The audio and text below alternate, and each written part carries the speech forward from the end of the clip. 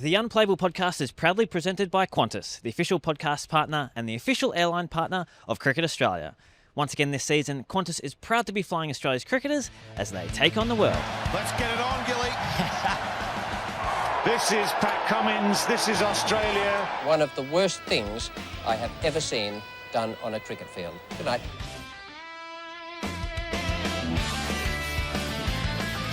Hello, welcome to the Unplayable Podcast. We're here in Darwin after day 2 of Australia's test match against Bangladesh. Another day that Bangladesh have dominated. In fact, I reckon if you go back and look at all 6 sessions, Bangladesh have probably won all 6 so far.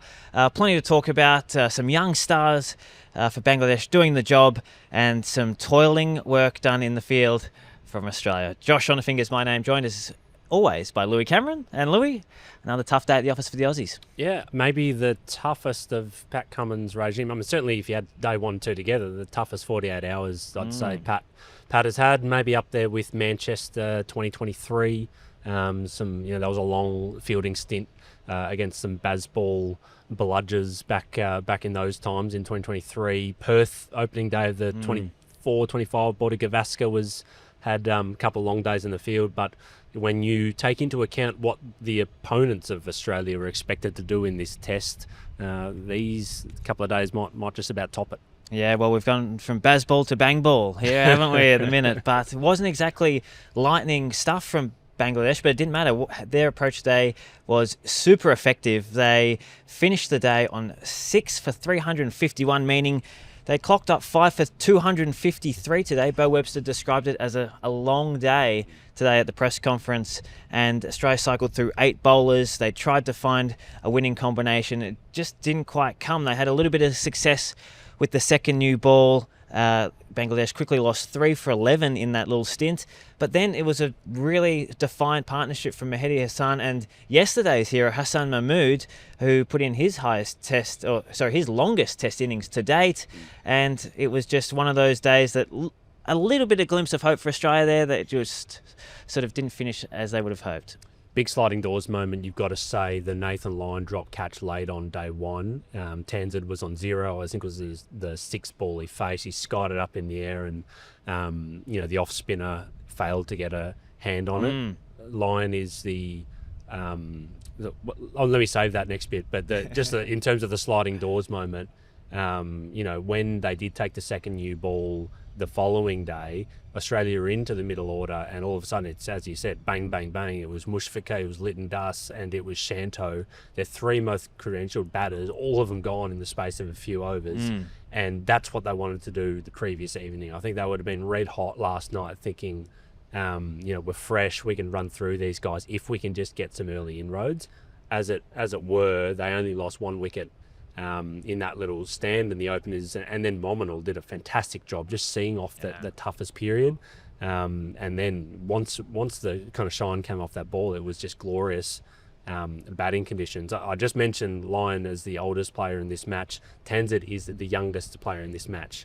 Australia have picked their oldest team since the Bradman era, and they've been touched up by a 25-year-old. The average age of this Australian team is 33. Wow. And the second youngest player in this game is Hassan Mahmood, who took 6 wickets. I'm not saying Australia should have picked a team full of 25 and 26-year-olds, but it's just a contrast in the kind of age profiles of these two teams. Yeah, it certainly is a contrast. We should probably touch on Tanzid 100. It's only his second test match, so of course it was his maiden ton today. 8 fours and 1 6, a beautiful 6 down the wicket off Bo Webster, which I'm going to say that's the moment of the day today, Louis.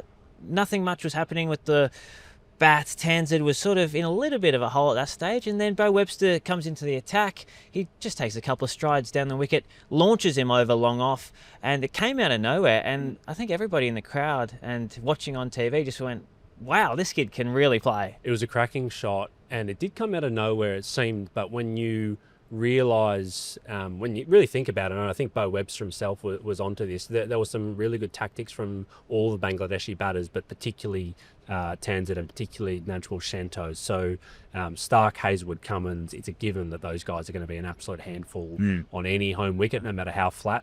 They showed those guys with a lot of respect. I mean, 3-ish and over for all of them. Pat Cummins, 2.5 and over over 20 overs. So he's done his job in terms of keeping it tight.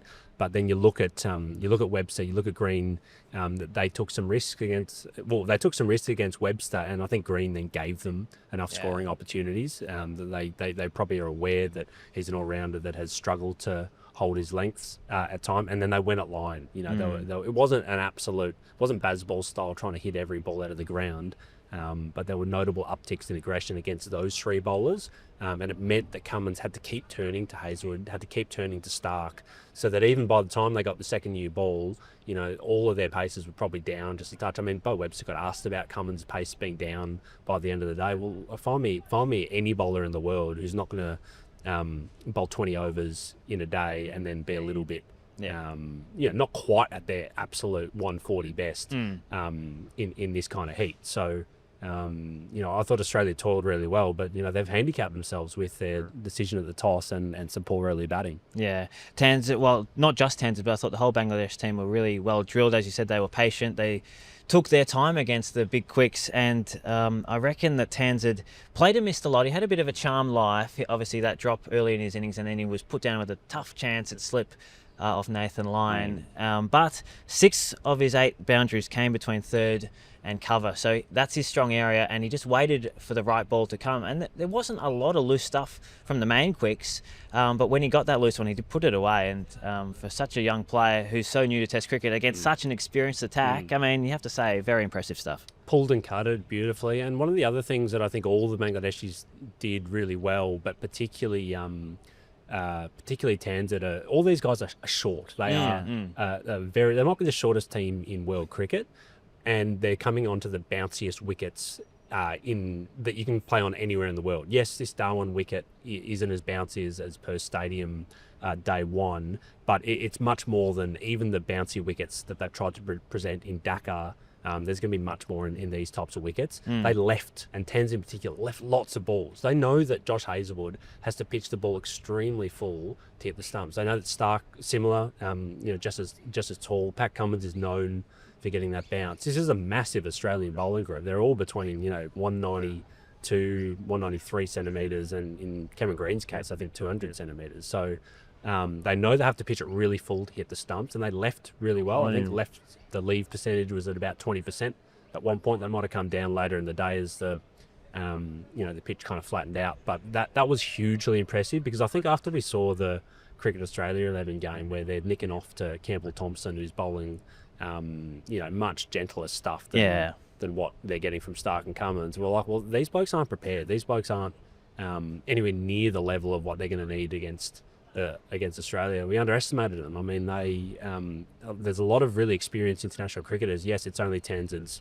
second Test match, but he's played 93 white ball games, as you pointed out in your piece when he made his 100 earlier today, Josh. So they've taken us all by surprise. Definitely, yeah. And he's got a bit of a reputation as a stroke maker. His ODI strike rate is over 100, and so you come out here and you think, well, he's going to play that way, but he didn't. He showed he has gears, and that's impressive stuff. I mean, we've watched a bit of Bangladesh training this week, and Phil Simmons, he's a no-nonsense sort of coach. Like, he knows what he wants to get out of these guys, and he was telling his batters, they had to bat in pairs in the nets, and they had to last a certain amount of balls and all these things. And so it's the little things that really can add up, especially when you come out to a Test match. Yes, they didn't get the result they wanted against Cricket Australia 11, but maybe they were just working on certain things that has paid off here today. Yeah, maybe they read the riot act and realised maybe it was actually the kind of kick up the bum that they need to go, that's not going to cut it. Yeah. And there's a bunch of experienced cricketers in there. Mushfiqur, Shanto, and who's the other one in the middle? Lytton Das. They are very experienced cricketers. Taskin Ahmed has played a lot of cricket as well. So has Mahedi Hasan.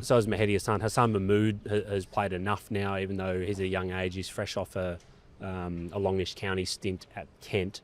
One of the things that we both saw from Phil Simmons in the lead-in was, as you kind of touched on there, was he was having a go at his tail enders, I think they were just starting their net, and one of them kind of tried to slog one of the net bowlers, and he went down. He said, no, I want 30 runs out of each of you guys. Maybe he said 20 runs. I want 20 out of each of you. And I think he had a really pointed word at Taskin Ahmed, I think it was. I imagine Hassan Mahmood, that's rubbed off on him. He gets the stumps at 13 not 8. He's faced 76 balls. Yeah.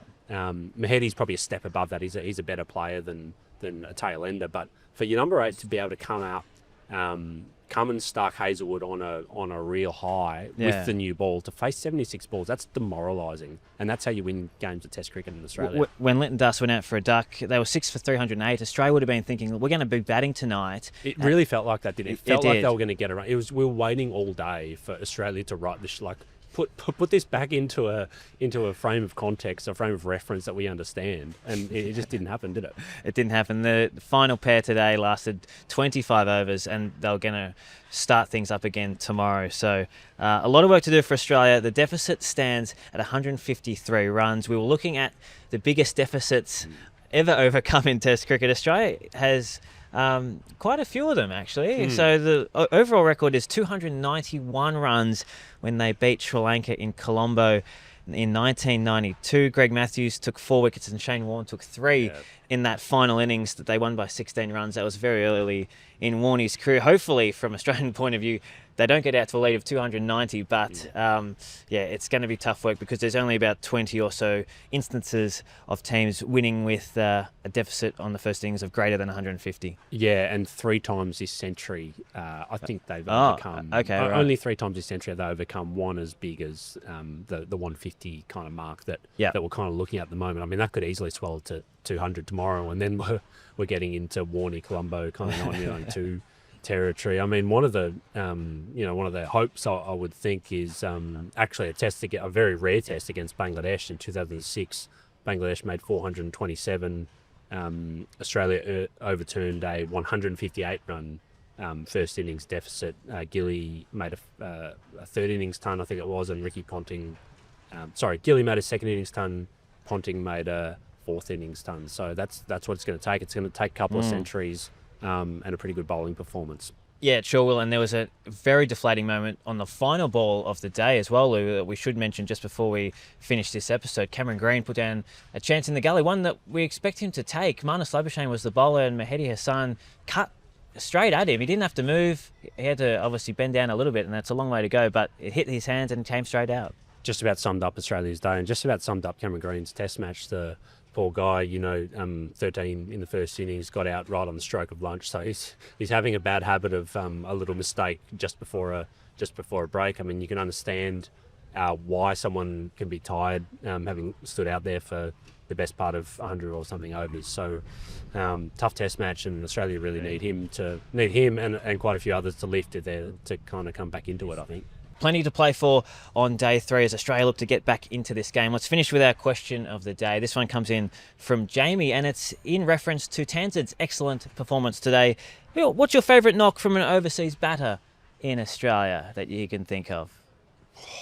That's a really good question. You know what was up there was Nitish Kumar Reddy's 100 at the MCG. Oh, Boxing Day. Yeah, okay. Just the... his dad in the crowd. That was a real kind of heart-stopping moment. I'm racking my brain. The first one that came to mind for me was Rishabh Pant at the Gabba. Yeah. Obviously, that was a match-winning 4th innings effort from Rishabh. I've had a bit more time to think about it than you, so I've sort of put you on the spot there. Well, of course, we'd love to hear all our listeners' favourites as well. Plenty of ways to get in touch, such as the Instagram channel as well, and podcast at cricket.com.au. If you want to get involved, anyone else coming to mind there, Luke? I mean, Tanzid's up there. It has to be now, doesn't it? It has to be, yeah. I really enjoyed that. I mean, Jacob Bethel's, I don't know if it's my favourite, but the ton he made at the SCG, in the test preceding this one, that was one of the better ones I've seen.